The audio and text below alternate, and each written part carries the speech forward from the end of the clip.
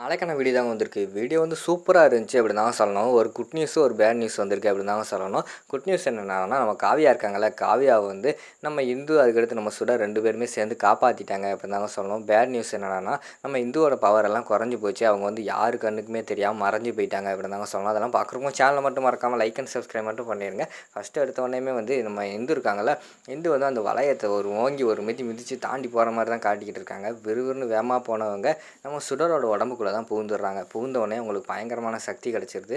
விறுவிறுன்னு போய் அந்த சூனியக்காரி மாதிரி இருக்காங்கல்ல, அவங்க கூட வந்து சண்டை போட ஆரம்பிச்சிடுறாங்க. எவ்வளோ தைரியம் இருந்தால் என்னோட வளையத்தையே நீ தாண்டி வந்திருப்ப அப்படின்னு சொல்லிட்டு அந்த எலும்பு கூட வச்சு அடிக்க வராங்க. எலும்பு கூட வச்சு அடித்து இப்போ தும்சம் பண்ணிடுறாங்க. விறுவிறுன்னு போய் சுவிட்ச் பாக்ஸ் மாதிரி இருக்குது, கரண்ட் பாக்ஸு, அது பக்கத்தில் போய் விழுந்துடுறாங்க. அந்த சூனியக்காரி வந்து டேய் உன்னை சும்மா விட மாட்டேன்டி அப்படின்னு சொல்லிட்டு திருப்பியும் அந்த சூனியக்காரி வந்து வராங்க. டக்குன்னு அவங்களோட பவரால் அவங்களுக்கே கரண்ட் ஷாக் அடித்து அவங்கள கதையை முடிச்சு விட்டுறாங்க. முடிச்சு விட்ட உடனே வேகமாக ஓடி வந்து அந்த இடத்துல வந்து காவியா வந்து தட்டி பார்க்காங்க. காவியா எந்திரி எந்திரி அப்படின்னு சொல்லிக்கிட்டே இருக்காங்க. டக்குன்னு பார்த்தா சுடர் உடம்புக்குள்ளேருந்து இந்து வந்து தனியாக பிரிஞ்சு வந்துடுறாங்க. பிரிஞ்சு வந்தோடனே அக்கா என்னாச்சுக்கா, உங்களுக்கு என்னாச்சுக்கா இப்போ அப்படிங்கிற மாதிரி கேட்காங்க. இல்லை தீபா, எனக்கு வந்து என் உடம்புலேருந்து எல்லா பவரும் போய்கிட்டே இருக்குது, இன்னும் கொஞ்சம் நேரத்தில் போயிடும்னு நினைக்கிறேன், அதனால் வந்து நான் இனிமேல் உன் கண்ணு கூட நான் தெரிய மாட்டேன் அப்படிங்கிற மாதிரி சொல்லிட்டு இருக்காங்க. அக்கா என்னக்கா சொல்கிறீங்க அப்படின்னு சொல்லிட்டு சுடர் வந்து அந்த இடத்துல ஏங்கி ஏங்கி அழுக ஆரம்பிச்சிடுறாங்க. ஆமாம் சுடர், எனக்கு நான் உன் கண்ணுக்கு மட்டும்தான் தெரிஞ்சுக்கிட்டு இருந்தேன். இப்போ பார்த்தா என் பவர் எல்லாமே போயிடுச்சு. இனிமேல் உன் கண்ணுக்கும் நான் தெரியறதுக்கான வாய்ப்பு இல்லை. காவியா வந்து ஒன்றும் பிரச்சனை இல்லை, அவள் மயங்கி தான் இருக்கா, அவளை ஹாஸ்பிட்டலில் சேர்த்தா அவள் வந்து உயிர் பழச்சிருவா அப்படிங்கிற மாதிரி சொல்லிக்கிட்டு இருக்காங்க. அக்கா எப்படிக்கா அவங்கள விட்டு நான் தனியாக இருப்பேன் அப்படிங்கிற மாதிரி சொல்லிக்கிட்டு இருக்காங்க.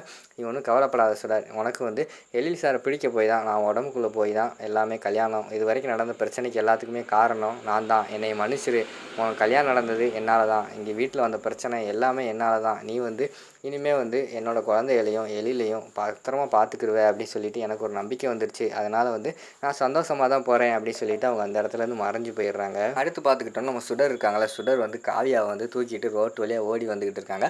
அந்த நேரத்தில் வந்து ஒரு கார் வந்து வருது. கார் வந்தோடனே யாருன்னு பார்த்தா அதுலேருந்து எழில் வந்து இறங்கி வராங்க. சுடர் என்னை மன்னிச்சிரு, உன் ஃபோன் அட்டன் பண்ணாமல் இருந்தது என்னோட தப்பு தான், உன்னோட எஸ்எம்எஸை பார்த்து ஆடி போயிட்டேன், அதுக்கடுத்து உனக்கு கால் பண்ண எவ்வளவோ ட்ரை பண்ணேன், ஆனால் மொபைல் வந்து ரீச் ஆகவே இல்லை, அதுக்கடுத்து என் ஃப்ரெண்டுகிட்ட சொல்லி தான் அவர் வந்து உன்னோட நெட்வொர்க் எங்கே இருக்குன்னு சர்ச் பண்ணி சொன்னார், அதுக்கடுத்து அந்த ஏரியாவுக்கு வந்தேன், உடனே ஏறு அப்படின்னு சொல்லிட்டு அவங்கள தூக்கிட்டு ஹாஸ்பிட்டல் வந்து போயிடுறாங்க. ஹாஸ்பிட்டலில் வந்து ஒரு பக்கம் சுடருக்கு வந்து ட்ரீட்மெண்ட் நடந்துக்கிட்டு இருக்குது. இந்த பக்கம் பார்த்தா நம்ம காவியாவுக்கு ட்ரீட்மெண்ட் நடந்துருச்சு. காவியா வந்து கண்ணு முழிச்சிட்டாங்க. கண்ணு முழிச்ச பிறகு நம்ம எழில் வந்து கேட்குறாங்க, காவியா என்னாச்சு, எதுக்கு நீ வந்து அங்கே போனேன் அப்படிங்கிற மாதிரி கேட்குறாங்க. அப்பா எனக்கு எதுவுமே ஞாபகம் இல்லைப்பா, நான் வந்து பால் விளாண்டுக்கிட்டு இருந்தேன், அப்போது ஒரு ஆண்டி வந்தாங்க, அது மட்டும்தான் எனக்கு ஞாபகம் இருக்குது, அதுக்கடுத்து நடந்தது எதுவுமே ஞாபகம் இல்லை அப்படிங்கிற மாதிரி சொன்னோடனே சரி ஒன்றும் ஃபீல் பண்ணாத, கவலைப்படாத, நீ வந்து நல்லா தான் இருக்க, சந்தோஷமாக இருக்க சரியா அப்படின்னு சொல்லிட்டு சொல்லிக்கிட்டு இருக்காங்க. அந்த நேரத்தில் சுடர் வந்து வந்துடுறாங்க. சுடர் என்னாச்சு, உனக்கு ட்ரீட்மெண்ட் போய்கிட்டு இருக்குல்ல, எதுக்கு பாதியிலே வந்த அப்படிங்கிற மாதிரி கேட்காங்க. இல்லை சார் எனக்கு ஒன்றும் பிரச்சனை இல்லை, இப்போ காவியா எப்படி இருக்கா அப்படின்னு சொன்னோடனே காவியா வந்து நல்லா இருக்கா அப்படிங்கிற மாதிரி சொல்கிறாங்க. ரொம்ப தேங்க்ஸ் சுடர், எனக்காக வந்து நீ சண்டை போட்டது வந்து என் காதில் கேட்டுச்சு அப்படின்னு சொல்லிட்டு காவியா சொல்கிறாங்க. என்ன காவியா தேங்க்ஸ் எல்லாம் சொல்லிக்கிட்டு இருக்கேன், நான் ஒரு கேர்டேக்கர், உனக்கு என்னன்னாலும் நான் தானே பொறுப்பு, நான் தான் உன்னை பார்த்துக்கணும் அப்படிங்கிற மாதிரி சொன்னேன். காவியா கண்ணிலேருந்து தண்ணீரெல்லாம் வர ஆரம்பிச்சிருது. 2 பேர் கட்டி பிடிச்சிக்கிட்டு இருக்கிற ஆரம்பிச்சிடுறாங்க. காவியா வந்து மனசு மாற ஆரம்பிச்சிடுறாங்க. அந்த பக்கம் பார்த்தா எல்லா குழந்தைகளும் வந்துடுறாங்க. குழந்தைங்க வந்தோடனே எல்லாத்தையும் கூப்பிட்டு வாங்க வாங்க காவியாவை பார்த்துக்கோங்க அப்படின்னு சொல்லிட்டு எழில் வந்து அந்த இடத்துலேருந்து கிளம்பி போகிற மாதிரி தான் காட்டிக்கிட்டு இருக்காங்க. அடுத்து காவியாவுக்கு வந்து உடம்பு சரியானவனே வீட்டுக்கு கூப்பிட்டு வந்துடுறாங்க.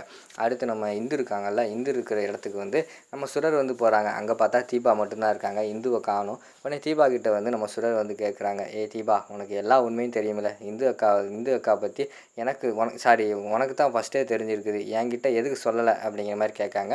இல்லை இந்து மேடம் தான் என்கிட்ட எதுவுமே சொல்லக்கூடாது அப்படின்னு சொல்லிட்டாங்க, நான் வந்து இறந்து போயிட்டேன் அப்படின்னு தெரிஞ்சால் அவள் பயப்படுவா, என்கிட்ட பேசவே மாட்டா, அதனால தான் நான் அப்படி பண்ணேன் அப்படிங்கிற மாதிரி சொல்கிறாங்க. சரி இனிமேல் வந்து இந்து அக்கா வரமாட்டாங்களா அப்படிங்கிற மாதிரி கேட்காங்க. இல்லை சுடர் இனிமேல் வரமாட்டாங்க, அவங்களுக்கு ஒரு சக்தி நான் தான் கொடுத்தேன், அந்த சக்தி வந்து இன்னொரு ஏதாவது ஒரு சக்தியோட கிளாஸ் ஆச்சுன்னா அவங்க பவரெல்லாம் போயிடும் நான் அவங்ககிட்ட சொன்னேன், அப்படி இருந்தும் உனக்காக தான் அந்த ரிஸ்க் எடுத்தாங்க, இப்போ வந்து அவங்க போயிட்டாங்க அப்படிங்கிற மாதிரி சொல்லிகிட்டு இருக்காங்க. உடனே சுடர் வந்து அழுக ஆரம்பிச்சிடுறாங்க. சார் நான் வந்து எப்போ எப்போ எப்போ வேணாலும் பார்க்கலான்னு சொல்லிட்டு நான் சும்மா வரும்போதெல்லாம் அந்த அக்கா இருந்தாங்க, இப்போ பார்க்கணுன்னு நினச்சிக்கிட்டு வரேன், ஆனால் அந்த அக்கா இல்லையே அப்படின்னு சொல்லிட்டு அழுதுகிட்டு இருக்கிற மாதிரி தான் காட்டுறாங்க. அழுதுகிட்டே வீட்டுக்கு போகிறாங்க. வீட்டில் போய் ஸ்டோர் ரூமில் வந்து இந்துவோட ஃபோட்டோ இருக்குல்ல, அதை எடுத்து கொண்டு வந்து விறுவிறுன்னு அது இருந்த இடத்துல மாட்டுறாங்க.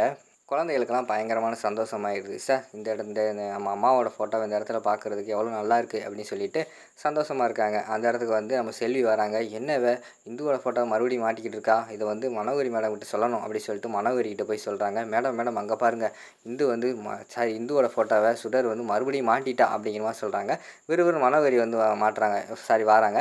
"ஏய் என்னடி எவ்வளோ தைரியம் இருந்தா இந்துவோட ஃபோட்டோவ அங்க மாட்டுவ?" அப்படிங்கிற மாரி சொன்னோனே, "அமைதியா இரு" அப்படின்னு சொல்லி சத்தம் விடுறாங்க. அமைதியாயிடுறாங்க. இதெல்லாம் இந்து வந்து யாரு கண்ணுக்குமே தெரியாதவங்க அங்க நின்னு பார்த்துக்கிட்டு இருக்காங்க. நான் தான் மனோகரிய வந்து நல்லவன் நெனச்சிட்டேன். ஆனா என் தங்கச்சி வந்து புத்திசாலி. அவளுக்கு என்னென்ன செய்யணுமோ இன்னும் 2 பதிலடியா திருப்பி குடுக்க போறா அப்படின்னு சொல்லிட்டு, அவங்க ஒரு பக்கம் பேசிக்கிட்டு இருக்கிற மாரி தான் காட்டிக்கிட்டு இருக்காங்க. அந்த இடத்துக்கு எழில் வராங்க.